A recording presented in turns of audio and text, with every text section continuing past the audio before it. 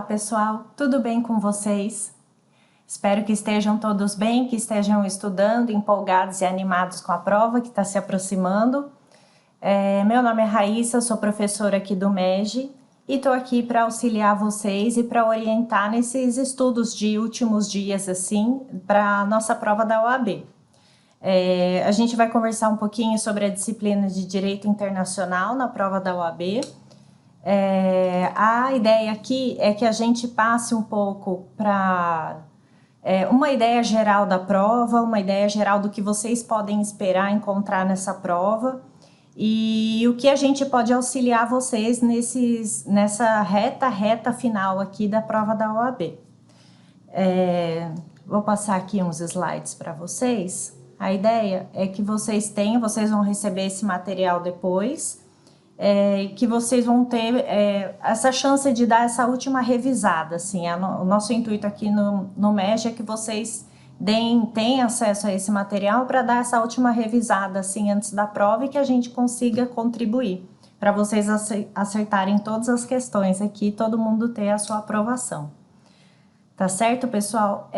Aqui eu coloquei como, para a gente iniciar, os principais aspectos do perfil da prova da OAB em Direito Internacional.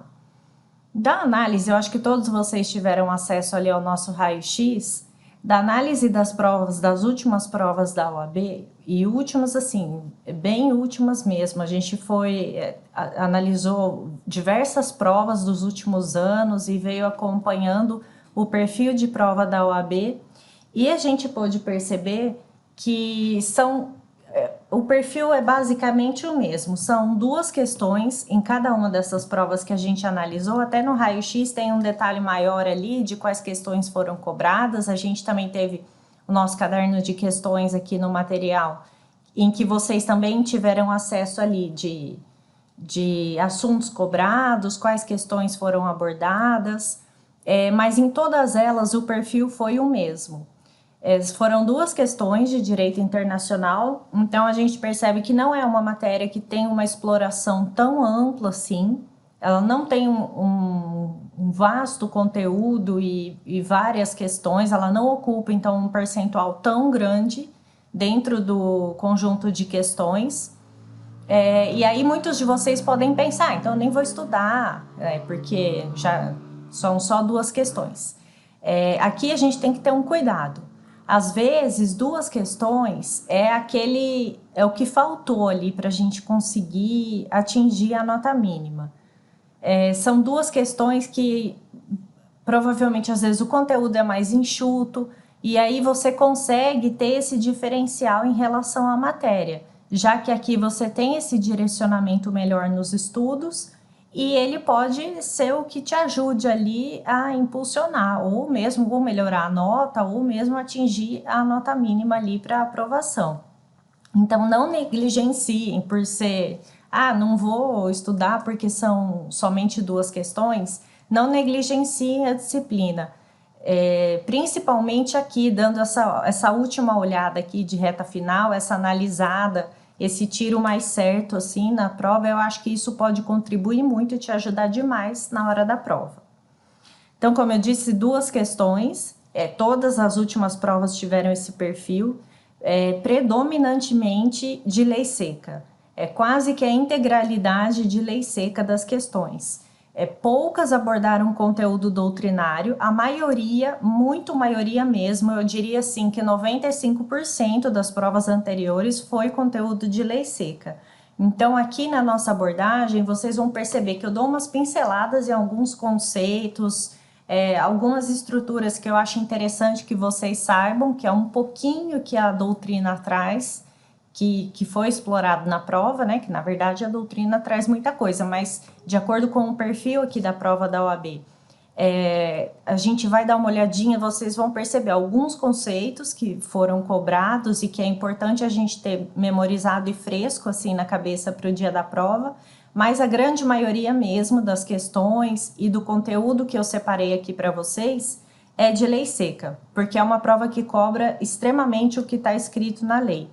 Na Lei de Introdução às Normas do Direito Brasileiro, no Código de Processo Civil, e aí de acordo com as matérias, e na Lei de Migração. que é uma lei relativamente recente, ela não é tão recente assim, que ela é de 2017, porém nas últimas provas ela tem sido bastante explorada, porque ela trouxe muito conteúdo em relação a direito internacional e tratamento do estrangeiro, imigração. Aqui. Então, aqui, conforme eu adiantei, o principal conteúdo, né, que vocês devem se debruçar aqui nesse estudo. E até para esse bate-papo que a gente teve no início, até para essa orientação, que vocês tenham como um conteúdo mesmo, de revisão de última hora, eu não estudei nada de direito internacional, ou não sei o que eu estudo, não consegui dar uma olhada no material. Eu acho que aqui o acesso aos slides, vocês têm um bom norte, um bom guia do que vocês devem priorizar nesse momento. Então, como eu disse, aqui eu coloquei uma ordem de preferência. Depois, na sequência dos slides, a gente não vai seguir essa ordem. Mas aqui, essa ordem que está aqui de principais conteúdos é uma ordem de preferência do que vocês devem dar atenção. Então, a lei de imigração, conforme eu disse, que ela é de 2017, a lei de introdução às normas do direito brasileiro, especialmente a partir do artigo 7º, que é o que trata ali mais relacionado ao direito internacional, e o Código de Processo Civil. Aí aqui em duas separações, o artigo 21 e seguintes e depois o artigo 960 e seguintes. Aqui vocês vão ver que trata desde cooperação internacional, nessa parte inicial, cooperação internacional, carta rogatória, auxílio direto, e aí do 960 e seguintes tem lá homologação de sentença estrangeira, que é algo que vem sendo bastante cobrado também, e as demais disciplinas referente mais a essa parte da homologação de sentença estrangeira. Então, aqui vocês têm uma boa visão, um bom compilado do que tem sido explorado nas provas da OAB em relação a direito internacional. Vou passar mais aqui. Então, vamos lá. Iniciando, pessoal, aqui o nosso conteúdo de direito internacional.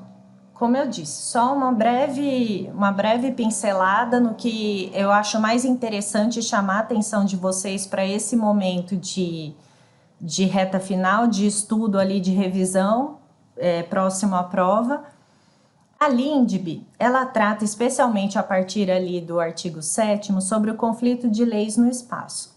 Aí eu coloquei uma breve definição aqui sobre o que significa esse conflito de leis no espaço, que é a possibilidade de incidência de mais de um ordenamento jurídico de diferentes estados soberanos ante o caráter transnacional da relação privada. Então, o que acontece? Atualmente, com as relações mais complexas, mais interligadas entre os sujeitos de diferentes estados soberanos, muitas vezes começou a causar um conflito entre qual ordenamento jurídico soberano é aplicável, se é o do Estado brasileiro ou do Estado estrangeiro. Nesse ponto, é importante ter essa definição de qual vai ser a norma aplicável, porque muitas vezes nós temos relações entre dois sujeitos, um brasileiro e um americano, por exemplo, e que moram em Portugal, sendo que eles constituem, eles podem ter se casado nos Estados Unidos, a gente está falando de um brasileiro nato, e eles adquirem um imóvel em Portugal, que é a residência onde eles passam a morar. Então, tudo isso, vocês conseguem perceber que a gente envolve a relação entre, praticamente, sem querer, ali, 3 estados. O Brasil, que a gente está falando de um brasileiro nato, um americano, onde foi realizado o casamento, e ali constituída a união civil, e também com um cidadão americano, e a aquisição de bem imóvel em Portugal. Então, nesse caso, a gente percebe essa interseção entre os 3 elementos aqui, entre os 3 estados, e 3 possibilidades de incidência de norma estatal desses 3 núcleos ali, né? Desses 3 ordenamentos estatais. Por isso é importante, quando a gente tem essa normativa assim, sobre o conflito de leis no espaço, é para tratar especificamente sobre essa inter-relação. E aí é preciso ter definido, porque a gente não está falando aqui de relações entre estados soberanos. São relações privadas entre particulares, mas que envolvem diversos outros estados, devido a esse exemplo que eu dei, ele é bem claro, porque devido a esse exemplo você pode atrair a incidência de normas de diversos estados soberanos. Para regular, lembrem-se sempre disso, para regular relações entre particulares. Então, aqui a gente está se relacionando ao aspecto privado, a relações privadas. Casamento, filiação, às vezes tem filho em outro estado, com o cônjuge de outro estado, aquisição de bens, nascimento, morte. Então são relações são relações privadas, então há essa interseção entre os sujeitos ou aquisição de bens. Nesse ponto, é importante a gente definir e aí é por isso que a gente tem aqui a previsão da LINDB, do conflito de leis no espaço. É importante a gente definir qual seria a norma aplicável. Para isso, a doutrina traz os elementos de conexão, que é esse próximo slide nosso aqui. Os elementos de conexão, eles dizem respeito aos critérios que permitem a aplicação da norma estrangeira em outro ente estatal, que não aquele em que ocorreu os atos, fatos, relações ou que digam respeito a bens situados em seu território.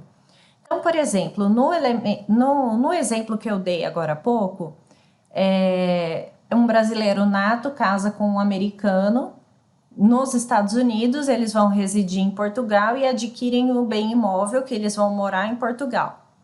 Aqui eu envolvi 3 estados numa relação jurídica privada, e aí onde ocorreu o nascimento do brasileiro nato no Brasil. Você envolve o Brasil por se tratar de um brasileiro nato, o americano por se tratar de um americano nato, e a união civil foi constituída nos Estados Unidos. Então, são atos, relações que diz respeito a esse estado também. E a aquisição de um bem imóvel em Portugal. Então, são bens situados em outro território. Nesse caso, os elementos de conexão, eles são apontados pela doutrina como aqueles que vão interiorizar e destacar qual vai ser a norma aplicável dentro desse contexto, dentro dessas relações que se interconectam. Vamos passar mais um pouquinho aqui. Então, aí a doutrina traz a diferenciação entre o que é o objeto de conexão e o que é o elemento de conexão. O objeto de conexão é a matéria a qual se refere a norma. Por exemplo, aquisição de bens, casamento, divórcio, testamento. E o elemento de conexão é aquele critério que determina o direito nacional aplicável à espécie. Nesse caso, pessoal, o elemento de conexão, ele pode ser definido tanto pela lex fori, que seria a lei do foro, a lei onde ocorreu o ato, fato, constituída a relação, a aquisição de bens, isso é a lex fori, geralmente é a lei do foro. Então, é a lei, aqui no Brasil, houve uma aquisição por estrangeiros de um bem imóvel. É a lei brasileira que será aplicada. Isso vem definido na LINDB, ou vem definido em tratados internacionais que o Brasil constitui e assina com os demais estados soberanos. Então, nesse caso, só para recapitular aqui, a lex fori é aquela lei que define os elementos de conexão aplicáveis quando houver esse conflito de leis no espaço. Também é admitido mediante os tratados internacionais, uma vez que, nesse caso, o próprio Estado celebrante, no nosso caso, o Brasil, ele aceita a aplicação dessa norma convencional. Então, primeiramente, a gente aplica aqui a lex fori, que é a nossa lei do foro, e ali na LINDB a gente tem, a partir do artigo 7º, definido as hipóteses em que a gente aplica a nossa lei, ou então o Brasil pode celebrar tratados internacionais. Nesse caso, o próprio país, o próprio Estado brasileiro se compromete aos demais estados a aplicar a lei seria a da aquisição do bem ou do outro cônjuge, conforme a relação pessoal ali privada estabeleceu, o próprio Estado brasileiro aceita que seja aplicada a lei de outro país. Os elementos de conexão, de acordo com a doutrina, eles podem ser, de acordo aqui com o nosso, até coloquei para facilitar, para vocês darem aquela revisada depois, e aí acho que fica mais fácil memorizar ali nos últimos dias da prova, quais são os pessoais, os reais e os conducistas. Os elementos de conexão pessoais são aqueles que dizem respeito ao estado da pessoa, à individualidade, ao próprio indivíduo. Por exemplo, nacionalidade, domicílio, são elementos que dizem respeito ao indivíduo, aquele estado da pessoa. Outro elemento de conexão são os elementos reais. Eles dizem respeito à aquisição de bens. Então, aquisição de bens móveis, aquisição de bens imóveis, principalmente, o que a gente mais vê de exemplos assim caindo em prova, dizem respeito à aquisição de bens imóveis. Tudo isso também está ali a partir do artigo 7º da LINDB, a regulamentação aqui do direito brasileiro. E os conducistas, que são aqueles relativos ao local de celebração ou execução de contrato. É muito aplicado nesse caso de contrato, de celebração de contrato, porque diz muito respeito à autonomia das partes. Mas, como para ser assim, para ser tomado como um contrato, então precisa ser um elemento mais, diria, secundário. Porque a lei, ela não deixa tanto espaço, a LINDB não deixa tanto espaço para a gente aplicar essa autonomia das partes, assim, na definição de qual vai ser a norma aplicável. Então, é uma relação estritamente privada, geralmente de celebração de contrato, e que não envolve estado da pessoa, a individualidade, que aí cairia nos elementos pessoais, e não envolve aquisição de bens móveis ou imóveis, porque aí cairia nos elementos de conexão reais. Vamos passar mais um aqui. Agora vamos lá para o reenvio. O reenvio, pessoal, ele consiste naquela norma que ele é próprio de direito internacional privado também, como a gente vem acompanhando aqui, também a previsão na LINDB.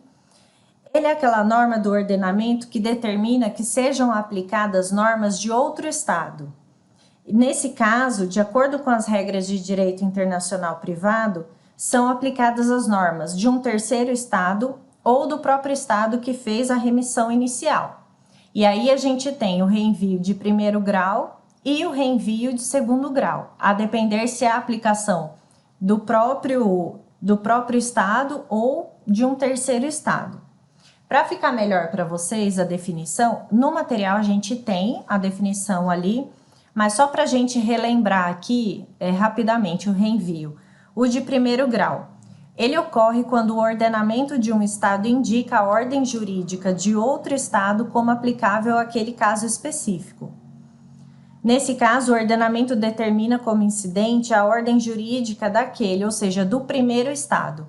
Então, vocês sempre lembrem que ocorreu a relação ali naquele determinado estado e a própria norma jurídica do estado determina que seja aplicada a relação desse primeiro estado, onde foi ocorrido a relação jurídica, o contrato, aquilo que a gente está analisando ali no caso concreto.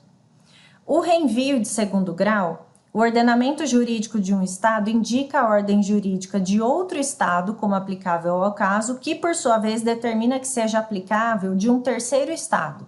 Então a gente tem tipo uma passagem. No primeiro grau, um estado determina que seja aplicada a norma de outro estado. A gente tem a remissão de um para outro.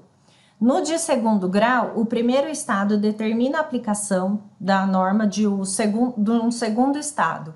Chega no segundo estado, quando ele analisa essa relação jurídica, ele entende que não é a aplicação dele, é a aplicação de um terceiro estado. Então, a gente tem dois saltos, por isso segundo grau. Eu acho que assim fica fácil da gente memorizar na hora da prova o que é o primeiro e o que é o segundo. No primeiro, um estado envia para o outro Isso é o primeiro grau para aplicação da norma. No reenvio de segundo grau, o primeiro estado, ele manda para aquele que ele entende, que é o estado aplicável, a norma do estado aplicável. Nesse segundo grau, vai para o terceiro, esse estado, em segundo lugar, reenvia para um terceiro estado, porque ele entende que a aplicação, na verdade, é daquele terceiro estado. Então, aqui, a gente tem o primeiro reenvio, o segundo reenvio. É mais assim, um recurso para a gente memorizar o que é o primeiro e o segundo e conseguir distinguir nesses casos. Porém, aqui no próximo slide que a gente vai passar, o reenvio, de acordo com a doutrina majoritária, ele não é admitido no nosso ordenamento jurídico. De acordo com o artigo 16, e aí tem a previsão, eu trouxe aqui para vocês, que é para ficar bem claro se cair reenvio. Apesar de ter toda essa distinção, porque eles gostam de colocar na prova bastante essa diferenciação entre o que é o reenvio de primeiro grau, de segundo grau, mas, na verdade, a doutrina majoritária entende que o artigo 16 da LINDB veda o reenvio aqui no ordenamento jurídico brasileiro, tanto de primeiro grau quanto de segundo grau. E aí, para ficar bem claro para vocês, eu trouxe o dispositivo aqui. Quando, nos termos dos artigos precedentes, se houver de aplicar a lei estrangeira, ter-se-á em vista a disposição desta, sem considerar-se qualquer remissão por ela feita a outra lei. Aí, com base, então, nesse dispositivo, a doutrina entende que a gente não tem o reenvio aqui no Brasil, que não é admitido. Certo? Vamos dar uma passada agora para o regime jurídico do estrangeiro.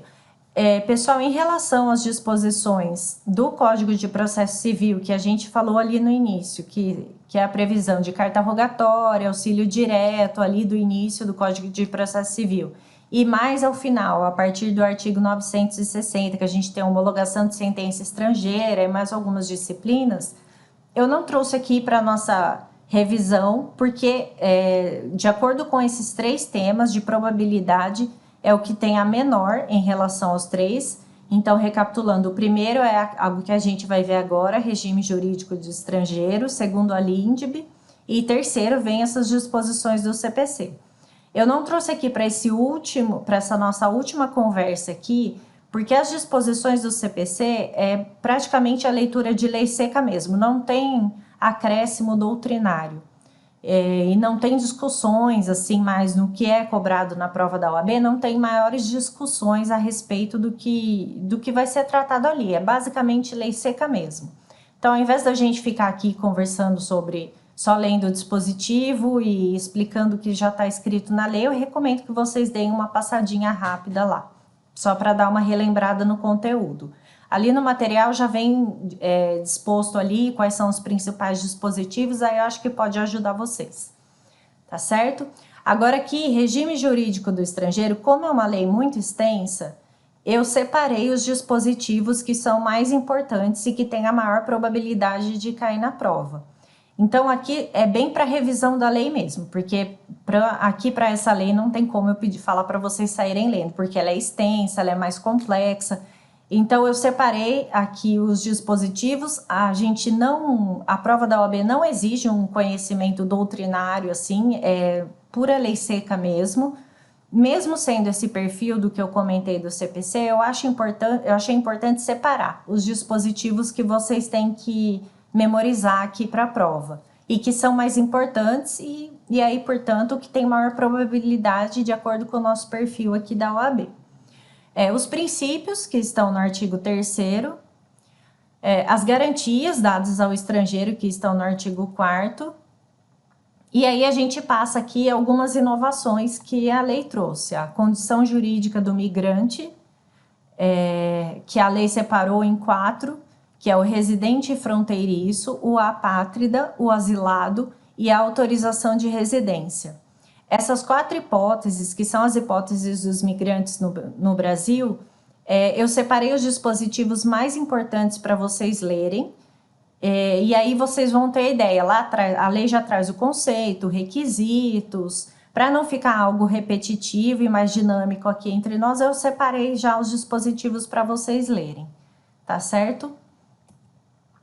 Aqui, medidas de retirada compulsória é extremamente importante, é muito cobrado, que é a repatriação, a deportação e a expulsão. Também separei aqui os dispositivos para vocês. Lembrando, pessoal, que aqui essa lei ela revogou aquele antigo Estatuto do Estrangeiro, que era uma lei bem mais antiga e ela trazia algumas previsões de deportação, expulsão, mas ela estava já bem desatualizada. Então, essa lei veio e trouxe, dentre todo o regramento, também aqui as medidas de retirada compulsória. Nesse caso, também separei os principais dispositivos para vocês lerem e também já vem todos eles, o conceito, os requisitos, mais para ter uma noção geral, assim, o que mais costuma cair são os conceitos e alguns requisitos. Aí, por isso que eu separei os dispositivos que é interessante que vocês leiam. Porque a prova da OAB, ela não traz uma cobrança, assim, tão aprofundada a respeito do que tem a própria lei, porque é uma lei bem extensa. Mas aqui vocês fiquem entre o conceito, para saber a diferenciação entre um e outro, e os requisitos. Por isso aqui a divisão entre os dispositivos. As medidas de cooperação internacional, no caso aqui do regime jurídico do estrangeiro específico, não se confunde com as medidas de cooperação que a gente tem previsto lá no CPC, que tem lá, que eu falei agora há pouco, para vocês darem uma olhadinha lá, a gente tem os dispositivos lá separados, que são as medidas de cooperação quando tem um Estado se relacionando com o outro em diversas matérias, principalmente jurídicas. Aqui no regime jurídico do estrangeiro são medidas de cooperação voltada a essa parte de migração. Então, a gente tem aqui extradição, transferência de execução da pena e transferência de pessoa condenada. É mais específico do que a gente tem lá no CPC. Lá no CPC é uma previsão mais geral da cooperação internacional entre os estados, e aqui a gente tem essa medida de cooperação mais voltada a isso, que são esses requisitos que tem nos dispositivos aqui que eu coloquei para vocês. Então, a gente tem a extradição, transferência de execução da pena e transferência de pessoa condenada. É mais judicial em casos específicos aqui. Nesse caso, também eu separei os dispositivos para vocês lerem, para não confundir com o que está. De novo, aqui é mais específico do que o que tem no CPC. CPC é uma previsão mais geral de relacionamento na cooperação internacional entre os estados. Aqui é uma previsão mais específica, própria para o regime jurídico do estrangeiro. E aí, pessoal, é isso. A ideia é que vocês tivessem essa visão geral. A ideia aqui foi ter um tiro mais rápido mesmo. Essa visão geral da prova, o que é mais importante estudar e se dedicar nesse momento, nesses últimos dias aqui de estudo. E vocês vão ter acesso a esse material que fique de orientação. É uma ordem já estabelecida de prioridade, conforme o tempo de cada um que vocês tiverem de estudos. E dentro dessa ordem, a gente já separou ali alguns dispositivos. Deem bastante atenção ao regime jurídico do estrangeiro, porque, conforme eu falei, é uma lei relativamente mais nova, de acordo com as outras previsões aqui de direito internacional, e ela foi muito explorada nas provas anteriores, então acredito que isso vá se repetir. Tá certo, pessoal? Boa prova a todos. A gente aqui no MEG torce para que todos vocês consigam realizar uma prova bem tranquila. Tenham calma, que vocês se prepararam. E boa sorte. Até a próxima.